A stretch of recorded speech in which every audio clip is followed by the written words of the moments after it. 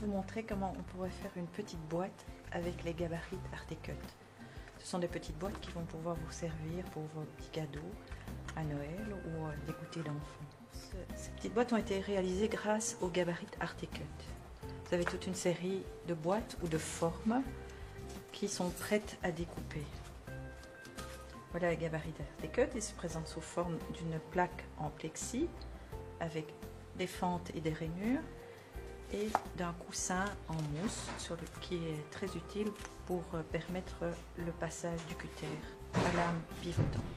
Vous allez choisir une feuille de scrap, vous allez la mettre entre le mousse et la plaque Artecut, toujours la face que vous désirez travailler vers le haut, ici donc l'endroit vers le haut. Une fois que vous avez déterminé l'emplacement, vous pouvez commencer à découper à l'aide d'un cutter à lame pivotante. Donc, vous voyez, la lame tourne sur elle-même. Le cutter à lame pivotante, vous allez le passer dans les fentes marquées d'un C. Le C signifie cut, couper en anglais. Vous avez aussi des petites fentes marquées d'un F qui signifie fold, plier en anglais. Et là, vous allez les passer avec le plioir. Donc, je commence avec mon cutter à lame pivotante. Je le place bien droit, bien vertical par rapport au gabarit afin que la découpe soit nette. Et je découpe.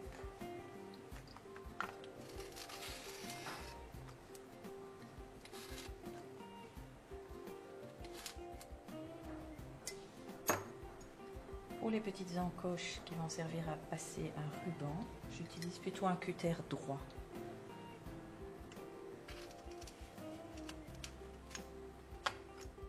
Marquer les pliures de la boîte. Pour ça, nous utilisons donc un plioir.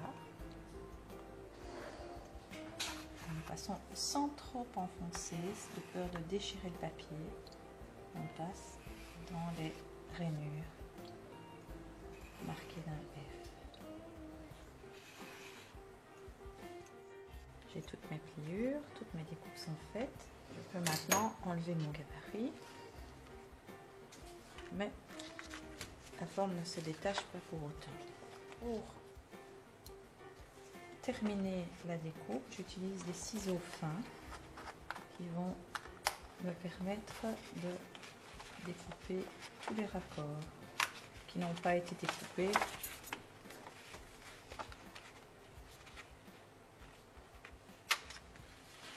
Et voilà.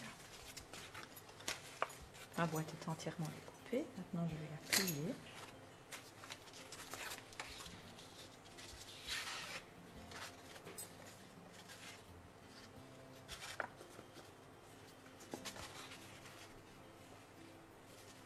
Le pli intérieur.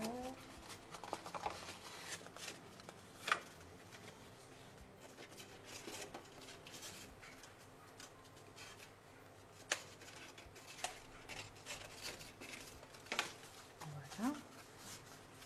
Je vais mettre une bande de colle là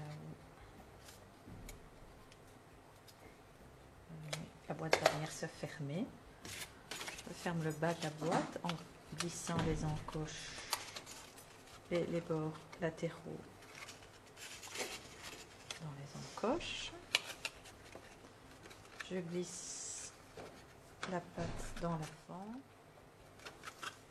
Voilà. Et ma boîte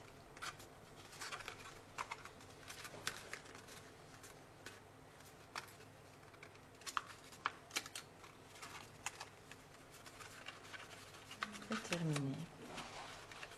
Et je peux glisser un petit ruban